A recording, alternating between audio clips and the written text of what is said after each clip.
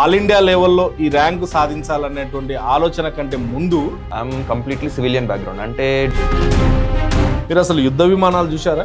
యూట్యూబ్లో దీంట్లో అయితే చూశాను, బట్ సాధారణంగా ఎవరైనా రాయడానికి అవకాశం ఉందా? గ్రాడ్యుయేషన్ కంప్లీట్ చేసిన స్టూడెంట్స్ కానీ ఇవ్వచ్చు. కాకపోతే దీనికి సంబంధించిన ఎలాంటి కోచింగ్ తీసుకున్నారా? ఆఫీసర్లు అవ్వాలంటే they have to clear this SSB interview. ఈ సర్వీస్ పర్మనెంట్ సర్వీసా? సూపర్ యాన్యుయేట్ అయ్యేంత వరకు వాళ్ళ సర్వీస్ ఉంటుంది. ఇప్పుడు మీకు చేసినటువంటి మెడికల్ టెస్ట్ ఏదైతే ఉందో, ఫిజికల్గా ఫిట్ ఉండాలి, కానీ మెడికల్ కూడా. అంటే ఇప్పుడు తెలంగాణ నుంచి ఈ ఎగ్జామ్కు అసలు ఎంత మంది ప్రిపేర్ అయ్యారు? నా అబ్జర్వేషన్ ప్రకారం చాలా తక్కువ మంది వస్తారు సార్. అసలు మీ కుటుంబ నేపథ్యం ఏంటి? ప్రాపర్ తెలంగాణ. దీంట్లో ఏమైనా నెగిటివ్ మార్క్స్ ఉంటాయి? ఒక్కొక్క క్వశ్చన్కి 3 మార్క్స్. ఆ డిగ్రీ పట్టా అయిపోగానే ఉద్యోగం అందుకోవాలంటే తొందరలో సాధించాలంటే ఎట్లా అంటే, ఈ ఎగ్జామ్ ప్రిపేర్ కావాలంటే మీరు ఇచ్చే సజెషన్ ఏంటి? నా suggestion, if you want to become officers in Indian armed forces, army, navy or air force. ఇప్పుడు మీ సక్సెస్లో ముఖ్యమైన అంశాలు ఏమున్నాయంటే ఏం చెప్పగలుగుతారు? సక్సెస్లో ముఖ్యమైన అంశాలంటే సార్, నమస్తే, మీరు చూస్తుంది యువతరంగం, ఇది సమాజ అంతరంగం. నేను మీ సిద్ధుగౌడ్. నేను నేర్చుకున్న అక్షర జ్ఞానం నా వరకే కాదు, నా ఉపాధి వరకే కాదు. నా అక్షర జ్ఞానం ఈ దేశానికి అందాలి, ఈ దేశానికి సేవ చేసే అవకాశం నాకు దక్కాలి అని చెప్పి అందరిలా ఆలోచించలేదు. తన కోసం ఒక ప్రత్యేకమైనటువంటి ఆలోచనను రూపొందించుకొని ఆ ఆలోచన కోసం కలలు కానీ ఆ కలలకు కష్టాన్ని తోడు చేసి ఆల్ ఇండియా లెవెల్లోనే 21వ rank air force common admission test అనే ఎగ్జామ్లో ఆల్ ఇండియా లెవెల్లోనే 21వ ర్యాంకు తెలంగాణ నుంచి సాధించి అందరికీ స్ఫూర్తిదాయకంగా నిలిచినటువంటి 25 ఏళ్ల కుర్రాడు రూపేష్తో ముఖాముఖి. నమస్తే రూపేష్. Hello sir. నమస్తే. First of all congratulations. Thank you sir. మీరు ఈ ఆల్ ఇండియా లెవెల్లో ఈ ర్యాంకు సాధించాలనేటువంటి ఆలోచన కంటే ముందు ఎయిర్ ఫోర్స్లో అడుగు పెట్టాలన్నటువంటి ఆలోచన ఎలా వచ్చింది? ఆ ఆలోచన వల్ల అడుగులు ఎలా పడ్డాయి? చిన్నప్పటి నుంచి నా కళ ఇట్ వాస్ పైలట్ అవుదామని. కాకపోతే తెలీదు, ఐఎమ్ కంప్లీట్లీ సివిలియన్ బ్యాక్గ్రౌండ్. అంటే డిఫెన్స్ గురించి కానీ ఫ్రెండ్స్ కానీ ఫ్యామిలీ మెంబర్స్ ఎవరికి తెలియదు. నేను complete civilian background. Parents or private employees and thing. And ఇది ఎలా చిన్నప్పటి నుంచి పైలట్ అవుదామని సార్. కాకపోతే వీ డోంట్ నో.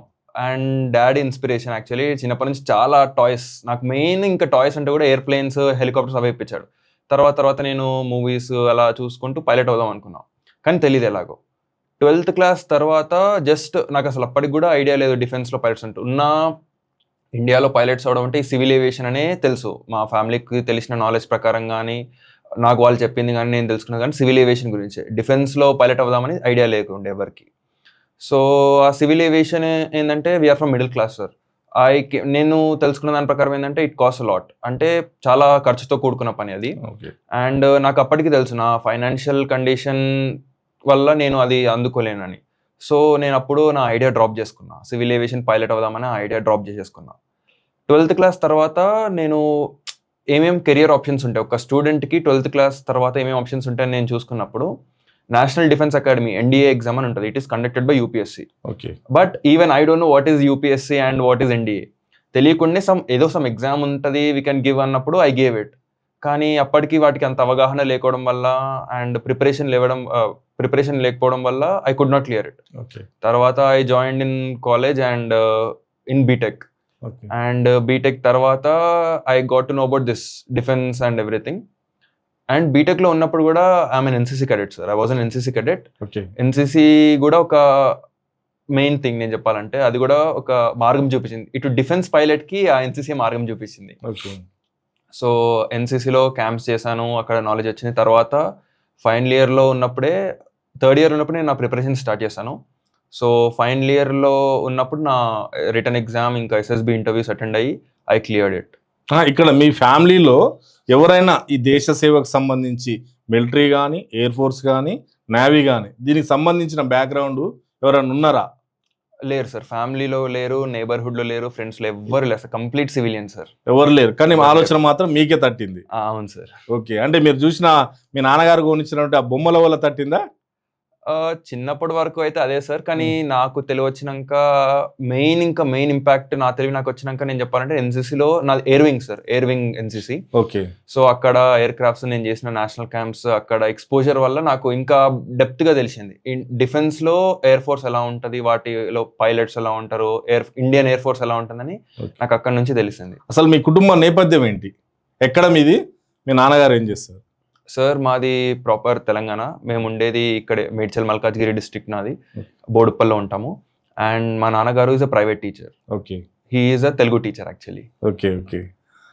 అయితే ఇప్పుడు మీరు చదువుకున్న చదువు జనరలైజ్డ్గా మీరు బీటెక్ చేసినా అని అంటున్నారు. అవును సార్. చాలా మంది మీలాగా బీటెక్ చేసి సాఫ్ట్వేర్ ఇంజనీర్ కావాలని అనుకుంటారు. అవును సార్. కానీ మీరు అదే రూట్లో వెళ్ళలేదు. కానీ మీరు దేశ సేవ చేసేటువంటి ఒక అత్యున్నతమైన అవకాశం కోసం బాగా కష్టపడ్డారు. అది దాంట్లో సెలెక్ట్ అయ్యారు. సార్. అసలు ఆ ఎగ్జాము సాధారణంగా ఎవరైనా రాయడానికి అవకాశం ఉందా? వాళ్ళు ఎన్ని గంటలు కష్టపడితే అసలు ఆ ఎగ్జామ్లో నెట్కి రాగలరు? సార్ యాక్చువల్లీ నేను క్లియర్ చేసింది AFCAT exam. It's called air force common admission test. Okay. So final year graduate students కానీ గ్రాడ్యుయేషన్ కంప్లీట్ చేసిన స్టూడెంట్స్ కానీ ఇవ్వచ్చు. కాకపోతే ఇండియన్ ఎయిర్ ఫోర్స్లో 3 డిఫరెంట్ బ్రాంచెస్ ఉంటాయి sir. Flying branch, ground duty technical, ground duty non technical. Okay. అయితే దీనికి కొన్ని different conditions ఉంటాయి. బ్రాంచ్ వైజ్ వాళ్ళకి ఎడ్యుకేషనల్ రిక్వైర్మెంట్లో క్రైటీరియా ఉంటుంది. ఓకే. సో ఫ్లయింగ్ బ్రాంచ్కి ఏంటంటే 10+2 అంటే మన ఇంటర్మీడియట్లో మ్యాథ్స్ ఫిజిక్స్ ఉండాలి. అండ్ గ్రాడ్యుయేషన్లో కూడా మ్యాథ్స్ ఫిజిక్స్ ఉండాలి. సో బీఎస్సీ డిగ్రీ ఉన్న వాళ్ళు with maths physics background and 10+2లో మ్యాథ్స్ ఫిజిక్స్ ఉన్న వాళ్ళు and 10+2 maths physics plus BTech చేసిన వాళ్ళు eligible for flying branch. Okay. Ground duty technical branch ఏంటంటే it's for engineering students only. So BTech కానీ BE కానీ bachelor of technology or bachelor of engineering ఉన్న వాళ్ళు మాత్రమే eligible for ground duty technical branch. Ground duty non technical branch ఏంటంటే 10+2 ఉండాలి and they can have any degree BCom, BBA, BSc, BTech also can apply for ground duty non technical. Okay. ఇది బ్రాడ్గా ఇది sir. ఈ exam అసలు ఎలా ఉంటుంది? ఎన్ని మార్క్స్ ఉంటుంది? దీంట్లో ఏమైనా నెగిటివ్ మార్క్స్ ఉంటాయా? Yes sir. AFCAT 300 marks sir. Total 300 marks. Paper consist of 4 subjects, 4 topics ఉంటాయి. English, numerical ability, general awareness and military aptitude అని ఉంటుంది. ఓకే. ఈచ్ సెక్షన్ ఇంగ్లీష్లో 30 questions sir. Numerical ability is 25, maths is 20, GK is 25. Total 100 questions ఉంటుంది. ఒక క్వశ్చన్కి 3 marks, negative -1. So total 300 marks sir. ఈ exam అంతా హిందీలో ఉంటుందా, ఇంగ్లీష్లో ఉంటుందా? Sir English and online test sir. కంప్యూటర్లో రాయాలి. పేపర్, పెన్ అండ్ పేపర్ కాదు, ఆన్లైన్లో ఉంటుంది. Only in English. ఇప్పుడు ఆ ఎగ్జామ్లో మీరు ఏ స్టేజ్లో ఎలా నెట్టుకొచ్చారు? అసలు మీకు ఆ స్థైర్యం ఎట్లా ముందుకు సాగింది? సార్ నాకు ఈ ఎగ్జామ్ గురించి నేను కనుక్కున్నాను. నాకు తెలిసింది అంటే గ్రాడ్యుయేట్ ఎంట్రీస్ తర్వాత ఇచ్చే ఎగ్జామ్స్లో CDS ఉంటుంది, యూపీఎస్సీ కండక్ట్ చేసేది. అండ్ ఇది ఇండియన్ ఎయిర్ ఫోర్స్ వాళ్ళు AFCAT కండక్ట్ చేస్తారు. సో సిలబస్ తెలుసుకున్నాను. వాళ్ళ నోటిఫికేషన్లో సిలబస్ ఉంటుంది. సిలబస్ తెలుసుకున్నాక తర్వాత నేను సెల్ఫ్ ప్రిపరేషన్ స్టార్ట్ చేసుకున్నాను సార్. మనకు ఇంటర్నెట్ ఉంది. అసలు కోచింగ్ అలాంటివి ఏమి లేవు సార్. ఏం లేవు. స్వతహాగా నీకు నువ్వే సిద్ధం చేసుకున్నావు. ఇంటర్నెట్లో రిసోర్సెస్ ఉన్నాయి, యూట్యూబ్ ఛానల్స్ ఉన్నాయి కొన్ని, మనకు గూగుల్ ఉంది, మాక్ టెస్ట్లు ఇచ్చాను కొన్ని. So self preparation. నేను సిలబస్ తెలుసుకున్నాను, ఆన్లైన్లో రిఫరెన్స్ తీసుకున్నాను. I use to make my notes. I use to practice maths and general awareness and current affairs మీద, జియో పాలిటిక్స్ మీద కొంచెం అవేర్నెస్ తెలుసుకున్నాను. And that was my preparation sir. Age limit ఎంత ఉంటుంది ఈ ఎగ్జామ్కి? సార్ యాక్చువల్లీ ఫ్లయింగ్ బ్రాంచ్ వాళ్ళకైతే 20 to 24 years. 24 years లోపు you have to join the academy. Okay. And ground duty technical and non technical వాళ్ళకు 20 to 26 years. ఓకే. ఇక్కడ ఒక condition ఉంది అనుకుంటా, అన్మ్యారీడే ఉండాలి. అవును sir. Unmarried, male or female. Okay. అయితే మీరు ఈ కోచింగ్ దీనికి సంబంధించిన ఎలాంటి కోచింగ్ తీసుకున్నారా? ఒకవేళ తీసుకోవాలంటే ఎక్కడ ఉన్నాయి కోచింగ్ సెంటర్లు? సార్ రిటర్న్ ఎగ్జామ్కి కోచింగ్ తీసుకున్న వాళ్ళు ఉన్నారు, తీసుకోకుండా క్లియర్ చేసే వాళ్ళు కూడా ఉంటారు. Okay. There are different sir. ఆన్లైన్లో ఉంటాయి, ఆఫ్లైన్లో ఉంటాయి. ఇది రిటర్న్ ఎగ్జామ్ కోసం. తర్వాత SSB is a important thing sir. SSB services selection board. And this interview is most crucial. Indian armed ఫోర్సెస్లో, ఆర్మీ, నేవీ, ఎయిర్ ఫోర్స్లో, ఈవెన్ కోస్ట్ గార్డ్ ఆఫీసర్లు అవ్వాలంటే they have to clear this SSB interview. SSB interview clear చేయకుండా ఎవరు officer అవ్వలేరు. ఎవరైనా return entry కానీ direct entry కానీ వచ్చే వాళ్ళు ఎవరైనా SSB ఇంటర్వ్యూ క్లియర్ చేయాలి. సో చాలా మందికి ఇది క్లియర్ చేయడం, రిటర్న్ ఎగ్జామ్ కొంచెం కష్టపడి if you give time return exam clear అవుతుంది సార్. కానీ SSB is totally about your personality. అది పర్సనాలిటీ మీద ఉంటుంది sir. Personality, psychology, physical, mental and everything. ఒక మనిషి యొక్క ప్రతి ఆస్పెక్ట్ చెక్ చేస్తారు. అండ్ వాళ్ళ ఎయిమ్ ఏంటంటే ఒక క్యాండిడేట్లో ఆఫీసర్ లైక్ క్వాలిటీస్ ఉన్నాయా, leadership qualities, officer like qualities ఉంటే దెన్ దే రికమెండ్ యూ. అది ఎలా గుర్తిస్తారు? అది డిఫరెంట్ స్టేజెస్ ఉంటాయి sir. SSB interview is a 5-day process. Okay. So దాంట్లో 3 ఉంటాయి sir, psychology, GT and interview. So ఇది 5-day ప్రాసెస్లో first day screening sir. First day screening అయిన వాళ్ళు మాత్రమే 5 days ఉంటారు. ఓకే. ఈ 5 daysలో ఆఫీసర్స్, ఇండియన్ ఆర్మ్డ్ ఫోర్సెస్ ఉండే ఆఫీసర్స్ మిమ్మల్ని డిఫరెంట్ ఆస్పెక్ట్స్లో వేరు కోణాల్లో మమ్మల్ని టెస్ట్ చేస్తారు. అది మా సైకాలజీ చూస్తారు, మా గ్రూప్ టాస్క్, జీటీ అంటే group task sir, and interview. So ఈ 3 ఆస్పెక్ట్స్లో చూసి వాళ్ళు మమ్మల్ని షార్ట్ లిస్ట్ చేస్తారు. ఎలా వీడికి నిజంగా ఈ 3 ఆస్పెక్ట్స్లో కూడా వాళ్ళు తెలుస్తారు. ఎలా అంటే వీడికి ఆఫీసర్ లైక్ క్వాలిటీస్ ఉన్నాయా లేవా, ఉంటే దే విల్ రికమెండ్ us, లేకపోతే they will not recommend us. మీ ఏకాగ్రతను పరిశీలించడం కోసం ఒక చాలా టఫ్ ఉన్నటువంటి ఒక ఎగ్జామ్ ఉంటుందంట, నిజమేనా? Yes sir. దిస్ ఎగ్జామ్ ఎలా ఉంటుంది చెప్పండి. యాక్చువల్లీ ఎస్ఎస్బి అంటారు sir, India's toughest interview so far. ఎవరిని అడిగినా ఇండియాస్ టఫెస్ట్ ఇంటర్వ్యూ ఏంటంటే ఎస్ఎస్బి అంటారు, services selection board. Okay. Because మిగతా ఇంటర్వ్యూస్ కానీ ఎలా ఉంటాయంటే మన నాలెడ్జ్ మీద కానీ మన జనరల్ నాలెడ్జ్ మీద కానీ ఉంటాయి. కానీ ఇదేంటంటే ఈ ఇంటర్వ్యూలో వాళ్ళ గోల్ ఏంటంటే they test your personality is most important. అసలు ఈ పర్సన్, ఒక క్యాండిడేట్ ఇండియన్ ఆర్మ్డ్ ఫోర్సెస్కి సూట్ అవుతాడా లేడా అని. ఎందుకంటే ఇది ఒక big responsibility sir towards nation. రేపు మన కింద చాలా మంది లైఫ్స్ ఉంటాయి, చాలా వెపనరీ ఉంటుంది, చాలా ఆర్సనల్లో మన ఎయిర్ క్రాఫ్ట్స్ కానీ షిప్స్ కానీ ఉంటాయి. So we have to be very calm, composed and leadership qualities are most important. So దానికోసం they will check your all things. OLQsలో అన్ని చెక్ చేస్తారు మనల్ని. So this aspect they will be checking our psychology. అసలు వీడి psychology ఎలా ఉంది, suit అవుతాడా లేడా. తర్వాత జీటీ, గ్రూప్ టాస్క్. ఒక గ్రూప్ తోటి వీడు ఎలా కలిసిపోగలుగుతున్నాడు, ఒక్కడే కాకుండా గ్రూప్ తోటి చేయగలుగుతున్నాడు, నలుగురితో ఎలా మేనేజ్ చేస్తున్నాడు, నలుగురిలో కూడా వీడు లీడర్షిప్ క్వాలిటీస్ చూపించగలుగుతున్నాడా లేడా. Okay. And interviews like 1-on-1 interview, ఒక పర్సనాలిటీ, ఒక నార్మల్ ఇంటర్వ్యూ, మన 1-to-1 ఇంటర్వ్యూ ఉంటుంది. ఇట్ అగైన్ ఇంటర్వ్యూలో కూడా మన టెక్నికల్ క్వశ్చన్స్ అడుగుతారు, నాన్ టెక్నికల్ అడుగుతారు, పర్సనాలిటీ గురించి అడుగుతారు, కొన్నిసార్లు జనరల్ అవేర్నెస్ గురించి, కరెంట్ అఫైర్స్ గురించి, ఇంకా జియో పాలిటిక్స్ గురించి కూడా అడుగుతారు. Okay. So it depends on the interviewing officer, whatever he'll ask. అయితే ఇప్పుడు మీరు ఈ ఎగ్జామ్ కు సెలెక్ట్ అయినప్పుడు సార్ ఈ సర్వీస్ పర్మనెంట్ సర్వీసా లేకపోతే సమ్ టైం డ్యూరేషన్ ఉన్నటువంటి service? Yes sir. Actually UPSC నుంచి సిడిఎస్ క్లియర్ చేసి వెళ్ళే వాళ్ళకి పర్మనెంట్ కమిషన్ వస్తుంది. Okay. Permanent commission is like వాళ్ళు రిటైర్ అయ్యేంత వరకు, సూపర్ యాన్యుయేట్ అయ్యేంత వరకు వాళ్ళ సర్వీస్ ఉంటుంది. They can come out if they want, but their term will be till superannuation. నాది AFCAT is short service commission sir. Short service commission అంటే it's 10 years service. Okay. 10 years service తర్వాత I can opt for permanent commission. And based on the organisational requirements, అంటే వాళ్ళ requirements బట్టి నా 10 years సర్వీస్లో నా ఎలా పనిచేశాను, ఎలా ఉంది నా, అండ్ ఇంకోటి ACR ఉంటుంది సార్ డిఫెన్స్లో, యాన్యువల్ కాన్ఫిడెన్షియల్ రిపోర్ట్ అని. సో అది ఎలా ఉంది, నా పర్ఫార్మెన్స్ ఎలా ఉంది, దాన్ని బట్టి ఇంకా అక్కడ వేకెన్సీస్ కూడా ఆ టైంకి అక్కడ వేకెన్సీస్ అండ్ ఆర్గనైజేషనల్ రిక్వైర్మెంట్స్ అంటారు సార్. వాళ్ళకి అనిపిస్తే they will give permanent commission. Otherwise we have to come out with this service 10 years తోటి మళ్ళీ బ్యాక్ రావచ్చు.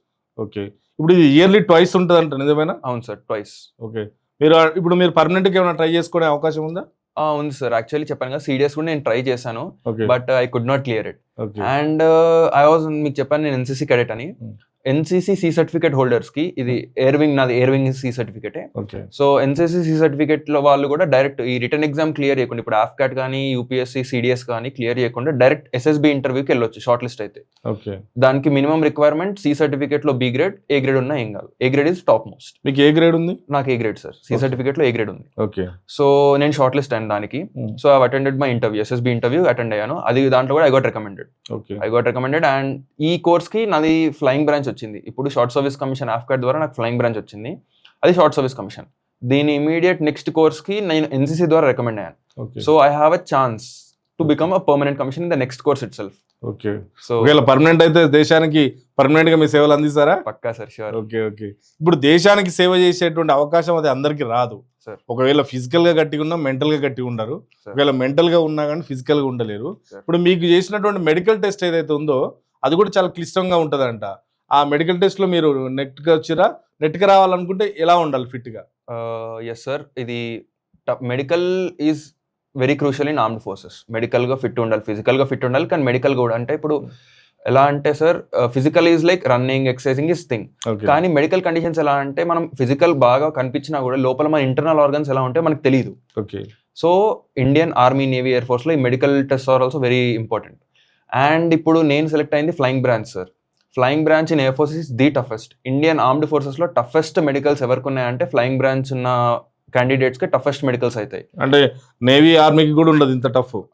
ఫ్లయింగ్ బ్రాంచ్ లో ఉండే వాళ్ళకి టఫ్ ఉంటుంది సార్. Okay. నేవీలో కూడా ఫ్లయింగ్ బ్రాంచ్ ఉంది, ఫ్లయింగ్ బ్రాంచ్ పైలట్స్ అవ్వచ్చు నేవీలో కూడా, ఓకే. వాళ్ళకి కూడా same.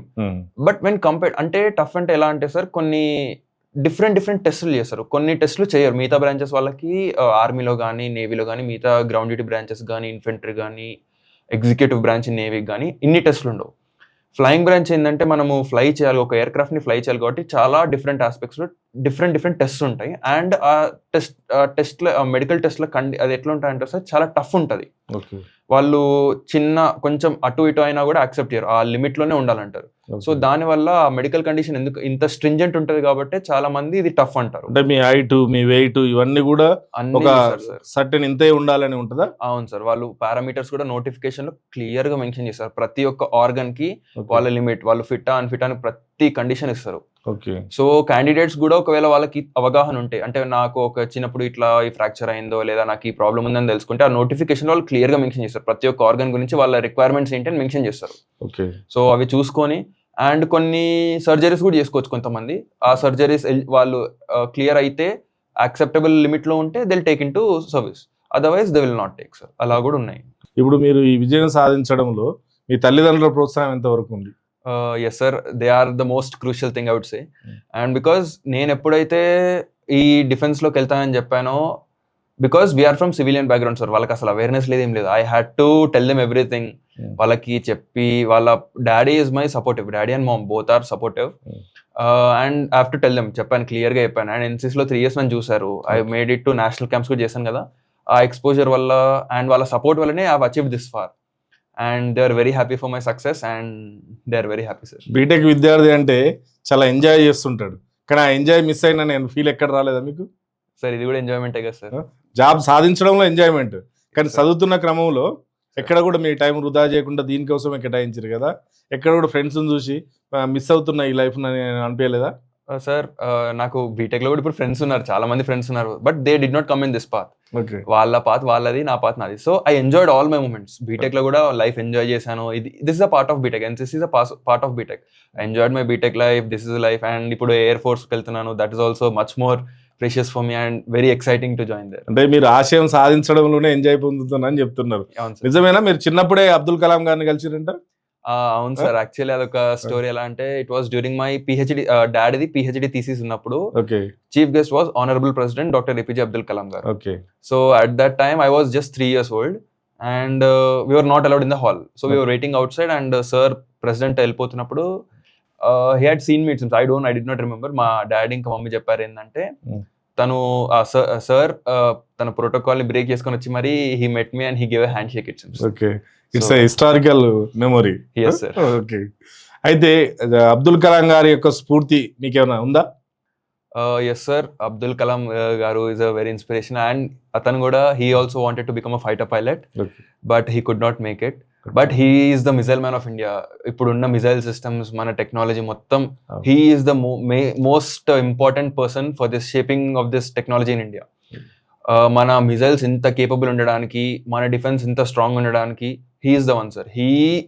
He is the reason for India to be this strong. And తను ఫైటర్ పైలట్ కాలేకపోయినా he became the supreme commander of armed forces, president of India supreme commander. And after becoming the supreme commander he flew the Sukhoi sir. సుఖోయ్లో కూడా తను fly చేశారు. తను అనుకున్న dream సాధించారు after becoming the president of India. ఇప్పుడు మీ job flying cadet అంటారు? అవును సార్, అకాడమీలో ఉన్నప్పుడు గెస్టెడ్ పోస్ట్.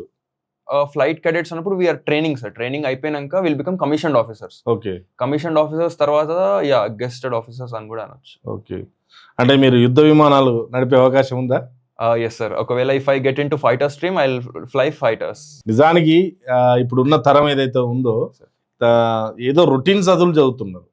ఒకవేళ అది డిగ్రీ పట్టా వచ్చిందా, ఆ పట్టా వస్తే దీనిపైన ఏమన్నా సాఫ్ట్వేర్ ఉద్యోగమా లేదంటే ఇంకేమన్నా బిజినెస్ ఇలాంటివి చదువుతున్నారు. కానీ వాళ్ళకు భిన్నంగా నువ్వు చదువుతున్న సమయంలోనే అతి తక్కువ వయసు, పిన్న వయసే, నిజానికి మీరు 24 ఏళ్లలో ఉద్యోగం సాధించగలిగినారంటే, 22కే మీరు ఉద్యోగం సాధించగలిగినారంటే, మీ బ్యాచ్ లో చాలా మంది కూడా అసలు గవర్నమెంట్ ఉద్యోగం ఎవరు కొట్టలే. Government no sir. అసలు ఎవరు కొట్టలే, ఒకవేళ ఉన్న ప్రైవేట్ సైడే వాళ్ళ ఆలోచనలు ఉంటాయి. అది ఎస్పెషల్లీ దేశానికి సేవ చేసేటువంటి ఒక గొప్ప అవకాశాన్ని కూడా మీరు అందిపుచ్చుకున్నారు. అయితే ఇక్కడ మనం ఆలోచిస్తే తెలంగాణ నుంచి ఈ ఎగ్జామ్కు అసలు ఎంత మంది ప్రిపేర్ అయ్యారు, దీనికంటే ముందు టోటల్ ఇండియాలో అసలు ఎంతమంది ప్రిపేర్ అయ్యారు, ప్రిపేర్ అయితే అసలు ఎన్ని జాబ్స్ ఉన్నాయి, మీరు ఎంత సెలెక్ట్ అయింది ఎంతమంది? సార్ నేను ఆఫ్కాట్ ఇచ్చాను కూడా ఆఫ్కాట్ గురించి చెప్తాను. ఎలా అంటే ఆఫ్కాట్ లో జనరల్ గా ఎవ్రీ 6 months కి దెల్ బి అప్రాక్సిమేట్లీ 1.5 నుంచి 2 lakhs అప్లై చేస్తారు, దేశవ్యాప్తంగా అప్లై చేస్తారు. ఓకే. దాంట్లో రిటర్న్ ఎగ్జామ్ క్లియర్ చేసేవాళ్ళు, అప్లై చేసే వాళ్ళు 1.5 to 2.5 lakhs. Return exam clear అయ్యే వాళ్ళది ఒక 4,000 to 8,000 మెంబర్స్ అట్లా చాలా మంది క్లియర్ చేస్తారు. బట్ షార్ట్ లిస్ట్ అయ్యే వాళ్ళు ఎస్ఎస్బికి ఇంటర్వ్యూకి షార్ట్ లిస్ట్ అయ్యే వాళ్ళు ఒక 4,000 నుంచి 8,000 మెంబర్స్ ఉంటారు సార్. ఓకే. ఎస్ఎస్బి ఇంటర్వ్యూ ఇట్లా 4,000 8,000 మెంబర్స్ నుంచి రికమెండ్ అయ్యే వాళ్ళు అప్రాక్సిమేట్లీ 500 to 700 మ్యాక్స్ ఇంత రికమెండ్ అవుతారు. దీంట్లో ఎలిజిబుల్ గా వచ్చే వాళ్ళు ఎస్ఎస్బి ఇంటర్వ్యూ నుంచి క్లియర్ అయిన వాళ్ళు, సెలెక్ట్ అయిన వాళ్ళు అనుకో. అంతే. మిలిటరీ టర్మ్స్ లో అది రికమెండ్ అంటారు.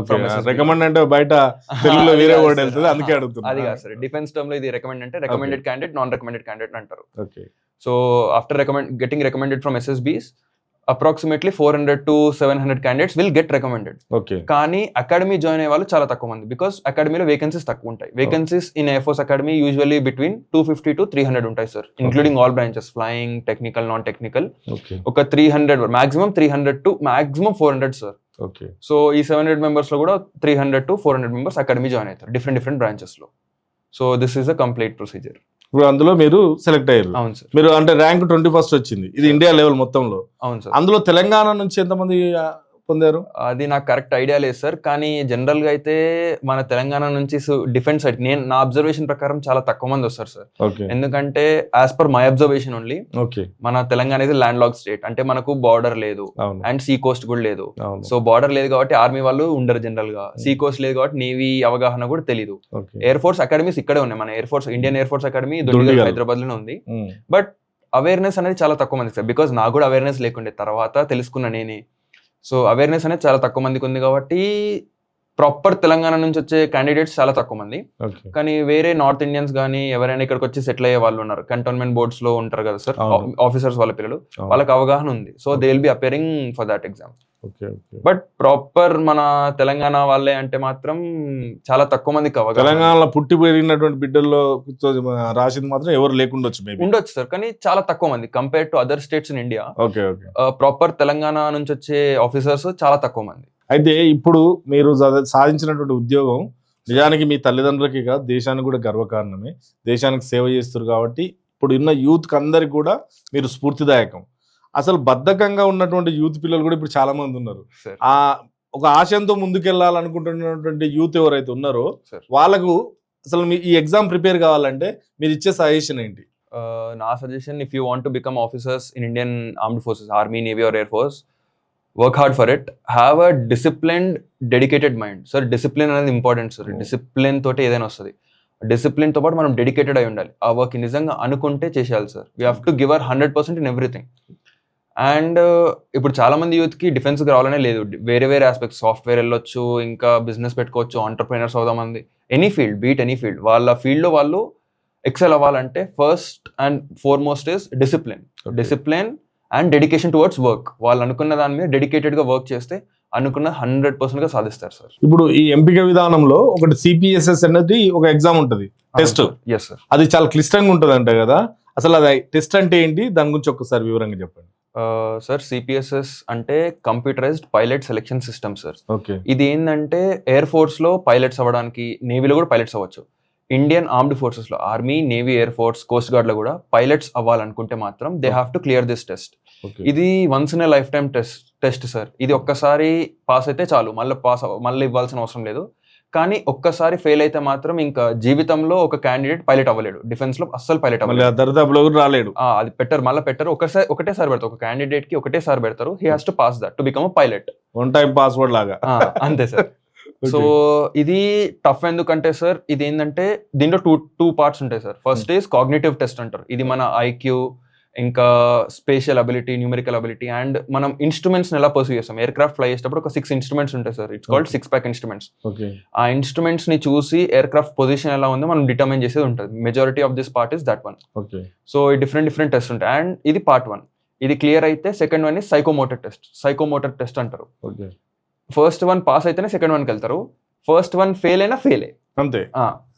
So second one is called psychomotor test. Psychomotor test ఏంటంటే మనకు ఒక ఇట్స్ మన సైకోమోటర్ స్కిల్స్ చూస్తారు సార్. ఒక క్యాండిడేట్ యొక్క సైకోమోటర్ స్కిల్స్ అంటే first ice, brain, hand, limbs ఈ కోఆర్డినేషన్ అన్ని ఉన్నాయా లేవా అని చూస్తారు.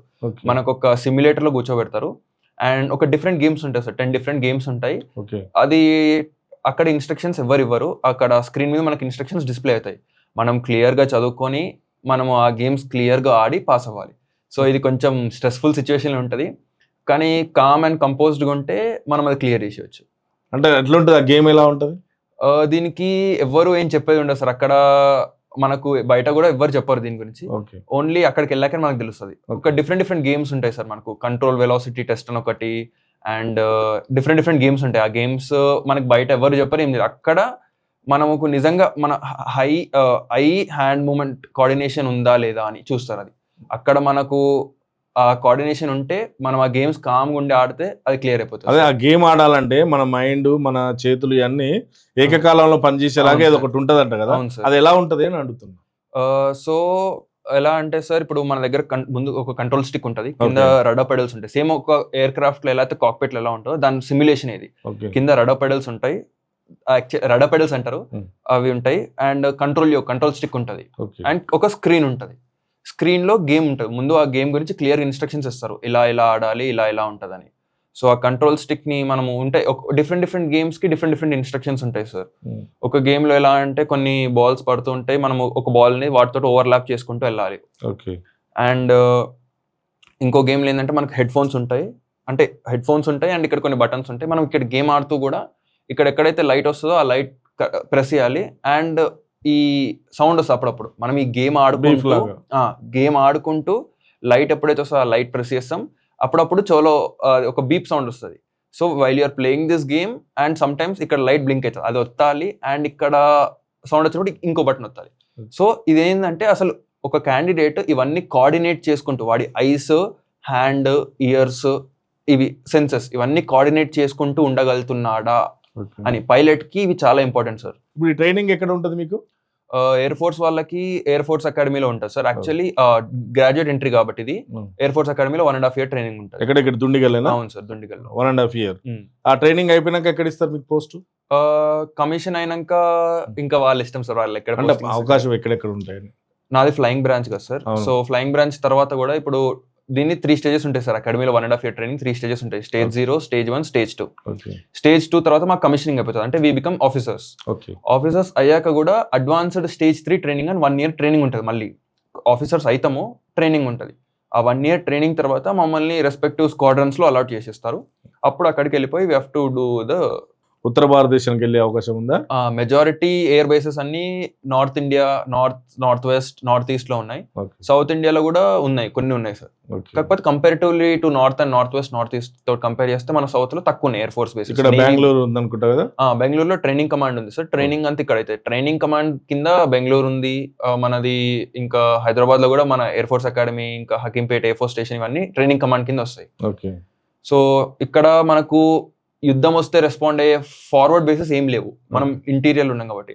అదే మనం పంజాబ్, రాజస్థాన్, గుజరాత్, ఉత్తరప్రదేశ్, నార్త్ ఈస్ట్ లో వెస్ట్ బెంగాల్, ఇంకా నార్త్ ఈస్ట్ స్టేట్స్, అస్సాం అట్లా వెళ్తే ఫార్వర్డ్ బేసెస్ ఉంటాయి. అంటే ఇప్పుడు బార్డర్ ఏరియాస్ అక్కడ ఫ్రంట్ ఎండ్ స్క్వాడ్రన్స్ ఉన్నాయి. అక్కడ ఫైటర్ స్క్వాడ్రన్స్ ఉంటాయి, ట్రాన్స్పోర్ట్ స్క్వాడ్రన్స్, హెలికాప్టర్ స్క్వాడ్రన్స్ కూడా ఉంటాయి అక్కడ.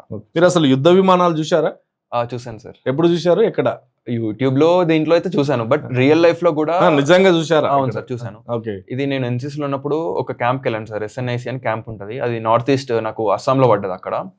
అయితే ఆ క్యాంప్ లో అది it was different camp. SNIC camp is called special national integration camp. National integration మీద ఉంటుంది. అక్కడ ఎయిర్ ఫోర్స్ స్టేషన్ విజిట్ ఉండే, ఎయిర్ ఫోర్స్ స్టేషన్ జోర్హాట్ కి విజిట్ ఉండే. అక్కడ AN-32 స్క్వాడ్రన్ ఉంది, అది ట్రాన్స్పోర్ట్ ఎయిర్ క్రాఫ్ట్. కాకపోతే అప్పుడు Su-30 MKI fighter air crafts కూడా అక్కడ మెయింటెనెన్స్ కోసం పెట్టారు. సో అక్కడ చూడడం జరిగింది సార్. ఒక 8 సుకోయిస్ లైన్ అప్ అయి ఉన్నాయి. దగ్గరికి వెళ్ళి కూడా చూసాను. అవకాశం ఇచ్చారా? అవును సార్, అక్కడ అవకాశం ఇవ్వలేదు. మా ఏఎన్ఓ సార్ ని రిక్వెస్ట్ చేస్తే అక్కడ కమాండింగ్ ఆఫీసర్ ని రిక్వెస్ట్ చేసాం, sir can we get a closer look అని. సో ఆయన పర్మిషన్ ఇచ్చారు అండ్ హీ టుక్, అంటే ఎక్కడైతే ఎక్కడ వరకు అయితే పర్మిషన్ ఉంటుందో అక్కడ వరకు తీసుకెళ్లి చూపించారు. ఇట్ వాస్ ఒక 1-2 మీటర్స్ దూరంలో నుంచే ఐ హావ్ సీన్ దట్. చూశాక మీలో కసి ఇంకెక్కువ పెరగాలి. అవును, అంటే చాలా ఇంట్రెస్ట్ అనిపించింది సార్. లైక్ అంత దగ్గరగా ఒక ఫైటర్ ఎయిర్ క్రాఫ్ట్స్ ని, and that to Sukhoi is the back bone of Indian air force, the most important fighter air craft. And చూసాక ఇంకా ఇన్స్పిరేషన్ కూడా చాలా పెరిగిపోయింది అండ్ ప్యాషన్ ఫర్ ఫ్లయింగ్ అనేది ఇంకా చాలా పెరిగింది సార్. అయితే ప్రతి విద్యార్థి కూడా మీ అంత షార్ట్ టర్మ్ లో, నిజానికి మీకు డిగ్రీ పట్టా ఇట్లా అందుకునే క్రమంలోనే మీరు ఉద్యోగం సాధించారు. ఇలా డిగ్రీ పట్టా అయిపోగానే ఉద్యోగం అందుకోవాలంటే ప్రతి వ్యక్తిలో ఎలాంటి సక్సెస్ కు బాటలు వేయాలంటే ఎలాంటి క్రమశిక్షణ అవసరం? సార్ ఇప్పుడు నేను అనుకునేది ఏంటంటే సార్, ఫస్ట్ వాళ్ళు అనుకున్న ఫీల్డ్, ఎనీ ఫీల్డ్ ఏదైనా వాళ్ళు అనుకున్న ఫీల్డ్లో వాళ్ళు అతి తొందరగా, అంటే తొందరలో సాధించాలంటే ఎట్లా అంటే, first he should have discipline and తను చేసే పని మీద శ్రద్ధ పెట్టి డెడికేటెడ్గా పని చేసుకుంటూ వెళ్తే he will automatically succeed. He or she will automatically succeed in that. So my thing and my suggestion is be disciplined and be dedicated towards yourself. క్రమశిక్షణతో ఉన్నటువంటి ప్రతి విద్యార్థి కూడా తన జీవితంలో ఏదన్నా ఉందా, ఎలా మీరు ముందుకెళ్ళగలిగారు, మీ పైన ప్రభావితం చేసినటువంటి అంశాలు ఏదైనా ఉన్నాయంటే చాలామంది వివేకానందుని యొక్క ప్రవచనాలు చెప్తారు. అట్లా మీరు చిన్న వయసులోనే ఇది ఇంత సాధించడానికి గల కారణం ఏదన్నా మీ పైన ప్రభావం చూపించినటువంటి ప్రవచనాలు ఉన్నాయా? ప్రవచనాలు అని చెప్పాను కానీ sir, my dad's quotation I would say. Okay sir, dad quotation ఏంటంటే, సంకల్పం ప్లస్ శ్రద్ధ ప్లస్ సాధన ఈజ్ ఈక్వల్స్ టు పరిపూర్ణత. సో మనం అనుకున్న ఫీల్డ్ లో ఫస్ట్ మనం సంకల్పించుకోవాలి. లైక్ యూ హ్యావ్ టు అనుకోవాలి ఏది అనుకుంటున్నావు. సంకల్పించుకున్నాక సంకల్పం ప్లస్ శ్రద్ధ, దాని మీద శ్రద్ధ పెట్టాలి. Concentrate on that thing. Concentrate plus సాధన, నీ సంకల్పము ప్లస్ నువ్వు పెట్టే ఎఫర్ట్స్ ప్లస్ సాధన అంటే working. Do work for that, give your best efforts for that. అప్పుడు పరిపూర్ణత is the outcome. So this is the greatest quotation I would say in my life which I have listened from my father itself. And చాలా best quotation sir ఇది. చాలా మందికి ఇప్పుడు యూత్కి, నాలాంటి యూత్కి దిస్ రియల్లీ హెల్ప్స్. దట్ సంకల్పం plus Shraddha and plus Sadhana which gives the outcome. అసలు మీ ఫ్యామిలీ డీటెయిల్స్ ఏంది? మీ అమ్మగారు ఏం చేస్తారు, మీ నాన్నగారు ఏం చేస్తారు? Sir, daddy is a private teacher, Telugu lecturer, and అమ్మ కూడా private lecturer. Okay. So she is an economics lecturer. ఇప్పుడు ఉన్న మీ జనరేషన్ జెన్జీ అంటారు. అవును సార్. ఆ జెన్జీ అంతా ఇప్పుడు చూస్తే ఎవరు చూసినా కానీ ఫోన్ ఫోన్ ఫోన్, లేకపోతే ఇన్స్టాగ్రామ్, ఫేస్బుక్, ఎక్స్ వేదిక, ఇలాంటి సోషల్ మీడియాలో చాలా అంటే చాలా యాక్టివ్గా ఉన్నారు వాళ్ళు. అవును సార్. మరి నిజంగా ఈ జనరేషన్కు ఫోన్ అనేది ఉపయోగకరంగా ఉందా అంటే ఉపయోగకరం కంటే ఎక్కువ అనర్థకమే ఎక్కువ ఉంది వాళ్ళకు. అసలు మీ జీవితంలో సెల్ ఫోన్ ఎంతవరకు ఉపయోగపడింది? సార్, మీరు అన్న దాంట్లో కొంచెం చేంజ్ చేద్దాం అనుకుంటున్నాను. జెన్జీస్ మేము ఎలా అంటే సార్, మాకు ప్రపంచం మొత్తము మా ఫోన్లోనే ఉంది sir. Access to information is easy for us. So దానివల్ల ఏంటంటే ఎక్కడ ప్రపంచంలో ఏది జరిగినా మాకు ఈజీగా తెలిసిపోతుంది. బీట్ ఇన్స్టాగ్రామ్ ఆర్ ఫేస్బుక్ మేము ఎక్కువ వాడము ఆ జనరేషన్ వాళ్ళం. Google, insta, snapchats and everything. So నాకు నేను చెప్పాలంటే Instagram also help me. I used it for geopolitics and news and everything. నాకు Instagram, I refer to Instagram. అవును, నేను అదే వాడుకున్నాను. And sir, it's a double edged sword. రెండు కత్తుల అంటారు కదా, మంచి చెడు రెండు ఉన్నాయి. సో ఎవరైతే మంచిగా వాడుకుంటారో it's is of best use.